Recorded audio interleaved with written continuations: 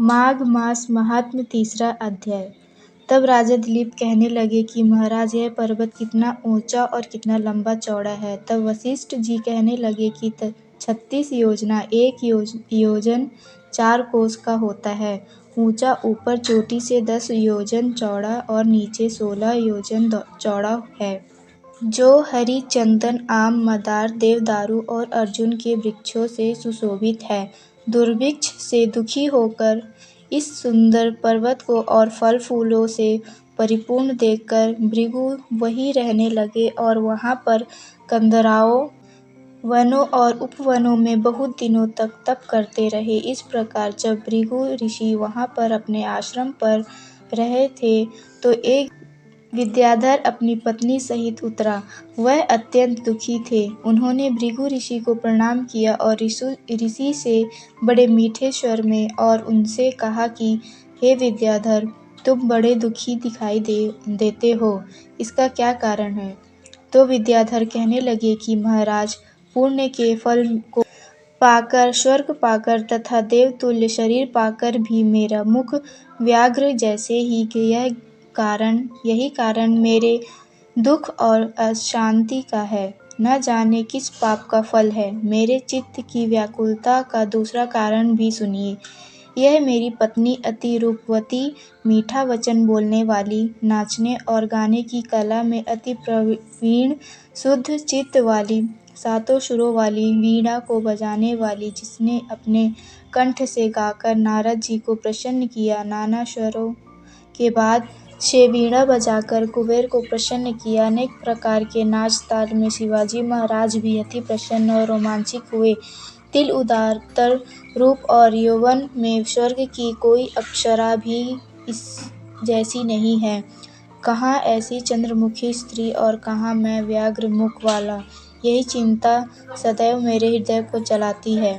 विद्याधर के ऐसे वचन सुनकर तीनों लोकों की भूत, भविष्य और वर्तमान की बात जानने वाले तथा दिव्य दृष्टि वाले ऋषि कहने लगे कि हे विद्याधर, कर्म के विचित्र फल प्राप्त हो जाते हैं। मक्खी के पैर जितना विष भी प्राण लेने वाला हो जाता है। छोटे छोटे पापों का फल भी अत्यंत दुखदायी हो जाता है। तुमने माघ मास की एकादशी का व्रत करके द्वादशी के आने तक शरीर में तेल लगाया, इस पाप कर्म से व्याघ्र हुए। एकादशी के दिन उपवास करके द्वादशी का तेल लगाने से राजा पुरूरवा ने भी कुरूप शरीर पाया था। तब वह अपने कुरूप शरीर को देखकर दुखी होकर हिमाचल पर्वत पर देव सरोवर के किनारे पर गया।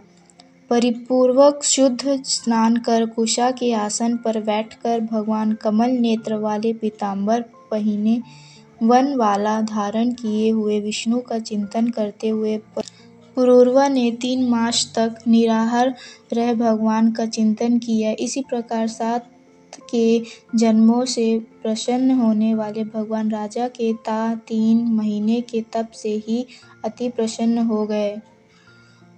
माघ की शुक्ल पक्ष की एकादशी को की प्रसन्न होकर भगवान ने अपने शंख के जल से राजा को पवित्र किया। भगवान ने उसके तेल लगाने की बात यह दिलाकर सुंदर देवताओं का सा स्वरूप दिखा, जिसको देखकर उर्वशी भी उसको चाहने लगी और राजा सुकृत होकर अपने पुरी को चला गया। भृगु ऋषि कहने लगे कि हे विद्याधर, इसलिए तुम क्यों दुखी होते हो?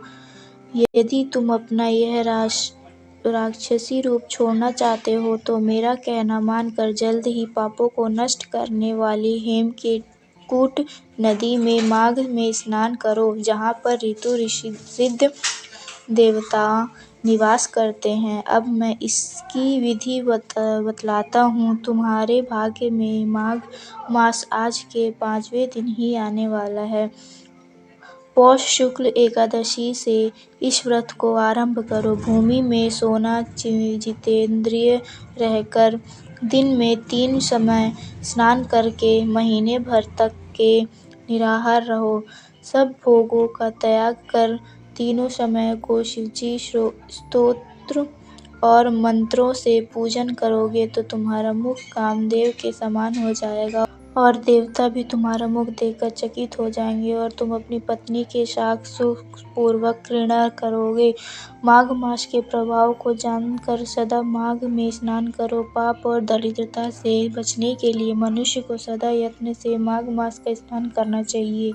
यह स्नान सदा सब दानों और यज्ञों के फल को देता है और पापों का क्षय होता है।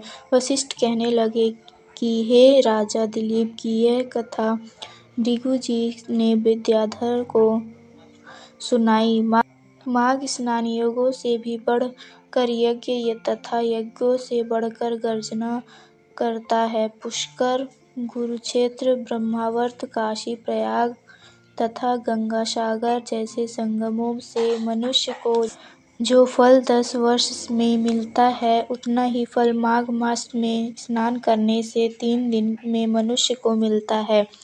इसमें संशय नहीं है कि चिरकाल तक स्वर्ग में रहने की इच्छा करने वाला मनुष्य को सदा यत्न से माघ मास में स्नान करना चाहिए। आयु, आरोग्य, धन, रूप, कल्याण और गुण प्राप्त करने वाला को माघ मास का स्नान कभी नहीं छोड़ना चाहिए। स्नान करने वाला इस लोक तथा परलोक में सदा सुख पाता है। वशिष्ठ जी कहते हैं कि हे दिलीप, भृगु जी यह वचन सुनकर वह विद्याधर अपने स्त्री सहित उसी स्थान पर पर्वत के झरने में माघ मास का स्नान करता रहा और उसके प्रभाव से उसका मुख देव सदृश हो गया और वह प्राणिग्रीव पर्वत पर आनंद से रहने लगे। और भृगु जी भी नियम की समाप्ति पर शिष्य, यदि तुम अपना यह